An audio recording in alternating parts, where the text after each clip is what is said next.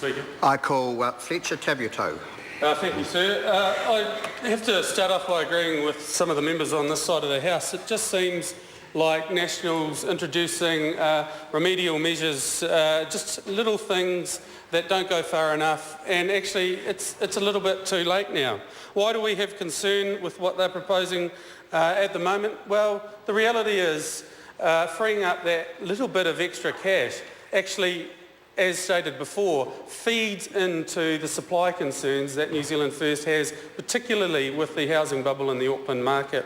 So you're adding to the ability of first home buyers to buy into a market, you're fueling supply, and you're stoking the fire even further. So thank you for the correction. I'm nervous. You're fueling the demand from your first home buyers, and it's adding to the problem, in fact. It's counterproductive, and at the moment it seems to serve no purpose.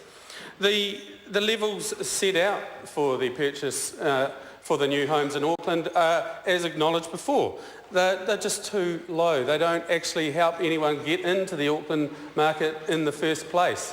You're talking about purchasing homes around the $500,000 mark, where we've got quotes for new homes in the 800,000, and we know that actually builders and the property market developers are more interested in building those premium homes where they get the much better return. So who are we actually helping? It does not, the house price inflation, which was talked about earlier, is in reality still much higher than the rise in people's incomes or household incomes. So it was argued that price inflation for our houses was not as high as it has been before. It might be acknowledged, except I think the Minister conveniently misaggregated the data and forgot to mention specifics around Auckland. But really and truly, the issue is around growing incomes, and they're not compared to the rising prices of our homes in New Zealand, Mr. Speaker. Can I suggest that actually the affordability in the regions might have helped bring that aggregate data down, that aggregate value down, because this government doesn't seem to be doing anything to help our regions grow.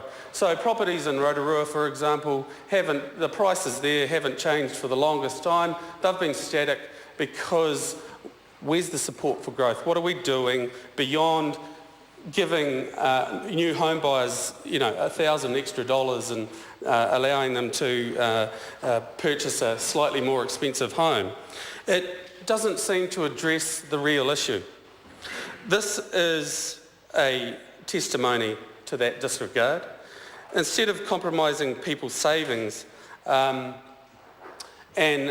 eating into their retirement funds, because I was trying to do the numbers earlier today, I thought I had some time, so I can only speak in kind of averages, but even that $1,000 extra, taking that out of the savings equation at that stage in their retirement plan compromises the total value of their savings amount when they become entitled to it. And we're talking tens of thousands of dollars in difference in terms of the sum of retirement that they would have had, but now they won't because it's gone into their house. The other side might say, well, that's, the house is a great way to save, but I said it before in the House that actually the Auckland market is teetering on, it's a bubble. It is growing exponentially almost, and there's talk of the immigration numbers just fueling it further and further beyond immigration, speculative foreign investment in the local market. It's just fueling the fire, and at some time it has to pop. So where does that leave the people whose retirement money could have been, growing exponentially over time, adding to actually what should be liquid, money that they can actually use when they retire, as opposed to bricks and mortar where it's tied up. Although, as I was writing my notes coming down to the House, I noted that actually what we could do is continue to grow the property bubble in Auckland, and then when they need to free up some money for their retirement, they could sell their houses in Auckland and come and move to Murupara. And that way, if they keep doing that, Aucklanders keep moving out of Auckland, we might alleviate the pressure somewhat, and the community of Murupara might grow with some wonderful senior citizens who could enjoy the local forests and lakes and other wonderful sites.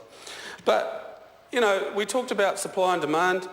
The issue is around immigration management. We have this huge bubble. It's not being acknowledged, it's not being managed. We talk about measuring something.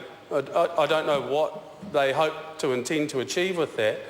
And, you know, the reality is we're an open market, people are coming in, they can see the returns, and it's undermining the very people that the government is presuming to help by allowing and making these changes to this bill.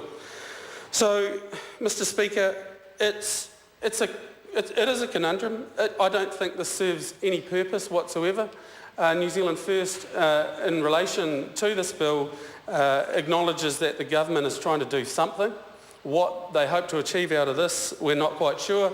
So we have to, therefore, say, yep, okay, let's support it through so that it can go to select committee so we can hear from the experts, hear what they have to say on this legislation and see if it will actually make a difference, because we don't think it will. We think it'll fuel fires, and we think it'll be actually counterproductive. Just to finish off, I'd make a note to those who write the explanatory notes and the legislation.